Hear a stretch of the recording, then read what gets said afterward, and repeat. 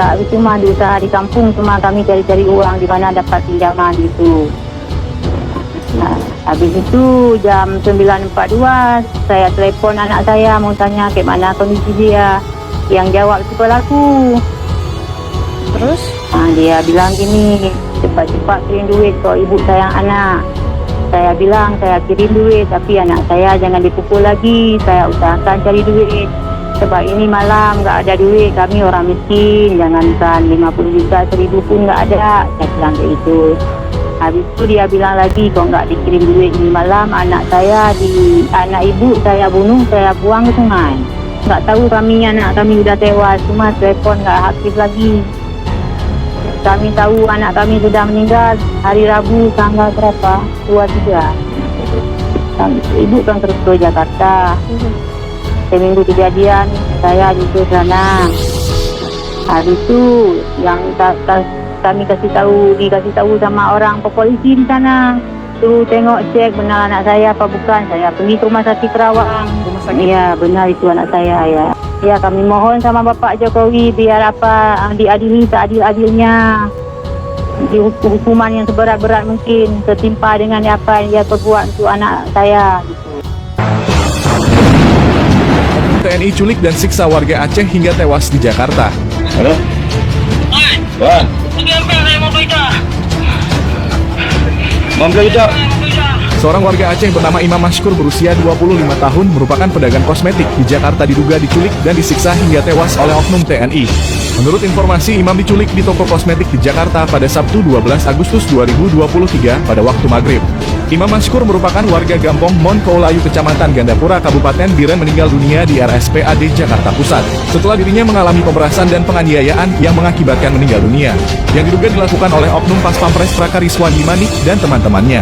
Penganiayaan hingga meninggal dunia terhadap Imam Mashkur diketahui melalui video penyiksaan, foto surat laporan kepolisian, hingga berita acara penyerahan jenazah dan video peti Imam Mashkur yang beredar melalui pesan WhatsApp. Beberapa video yang beredar, 2 diantaranya sangat menyayat hati di mana Imam Mashkur mendapatkan penyiksaan yang dilakukan oleh pelaku hingga hampir seluruh punggungnya mengalami luka-luka. Kasus penganiayaan yang dilakukan oknum Pas Pampres hingga menewaskan seorang warga Aceh kini menjadi perhatian publik. Sebelum dianiaya, korban sempat diculik dari tempat kerjanya. Detik-detik penculikan itu pun diungkap salah seorang warga. Korban bernama Imam Mashkur, 25 tahun, diculik saat menjaga toko kosmetik di Rempoa, Ciputat Timur, Tangerang Selatan pada Sabtu 12 Agustus 2023. Bangunan kios itu dihimpit warung kelontong serta warung makan yang cukup ramai sehari-harinya. Seorang saksi berinisial B, 40 tahun, mengungkap detik-detik insiden yang terjadi sekira pukul 17 waktu Indonesia Barat itu. Menurut B, saat itu salah seorang pelaku menyeret Imam. Keduanya sempat terjadi cekcok dan terlibat perkelahian. Tak lama kemudian, 2 pelaku lainnya menghampiri Imam ketika warga sempat membantu korban. Namun salah seorang pelaku mengaku sebagai polisi hingga membuat warga mundur membiarkan Imam dibawa dengan mobil.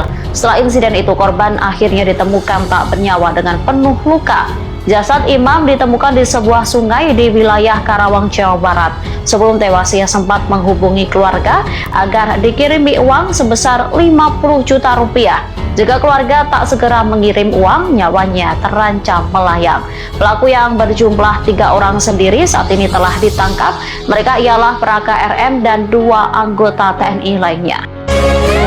Oknum anggota TNI yang melakukan penculikan dan penyiksaan terhadap seorang warga Aceh bernama Imam Mashkur ternyata bukan hanya satu orang Pas Pampres saja. Komandan Polisi Militer Kodam Jaya, Kolonel CPM Irsyad Hamdi, menyebut kalau ada 2 anggota TNI lain yang turut terlibat dalam aksi biadab tersebut. Namun keduanya memang bukan Pas Pampres. Nah, 3 orang anggota TNI ini sekarang sudah dijadikan tersangka. Serta motif sementara dari kasus penculikan dan penyiksaan tersebut murni karena para pelaku ingin uang tebusan. Nah guys, 3 orang TNI menyiksa seorang warga lemah tak berdaya sampai almarhum, nggak kebayang di kepala kita. Ternyata ada pelaku lainnya juga yang sedari tadi ini berada di kawasan sini, tepatnya memarkirkan mobilnya di sekitar jalan raya di sebelah sini dan melihat pelaku pertama tidak dapat untuk menjemput paksa Imam. Akhirnya kedua pelaku beranjak dari dalam mobil menuju ke kios tempat Imam berada, dan berdasarkan saksi mata sempat terjadi pertikaian yang semakin hebat.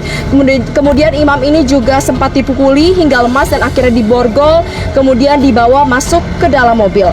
Kemudian berselang di malam hari sekitar pukul 20 waktu Indonesia Barat, salah satu keluarga imam yaitu sepupunya mendapatkan telepon dari imam yang mengaku imam ini telah dianiaya dan pelaku meminta tebusan senilai 50 juta rupiah.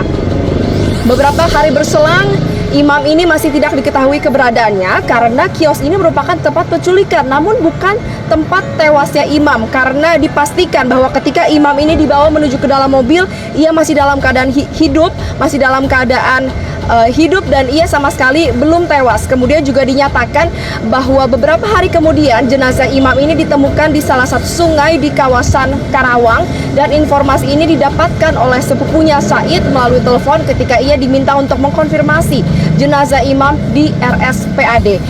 Kini pihak berwajib sedang mengusut kasus ini dan ketiga pelaku juga sudah ditahan oleh pihak berwajib. Dan untuk kios saat ini masih belum disegel, namun tidak menutup kemungkinan kedepannya akan dilakukan olah TKP dan juga dilakukan sebagai rangkaian dari proses penyelidikan. Tentu keluarga dari korban sangat berharap agar pelaku dapat dihukum seberat-beratnya, seadil-adilnya agar keadilan dapat ditegakkan bagi korban. Dari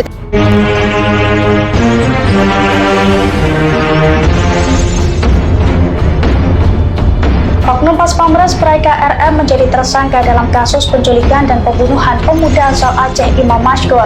Selesai terseret kasus tersebut, unggahan di media sosial Praika RM diserbu netizen.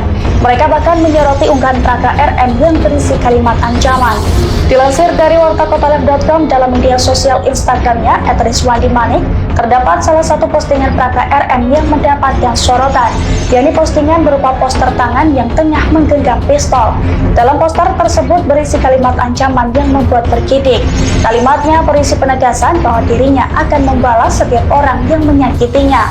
Sontak saja postingan Praika RM itu pun ramai diserbu netizen. Mereka menilai poster tersebut menggambarkan jati diri Praika RM yang sangat sadis.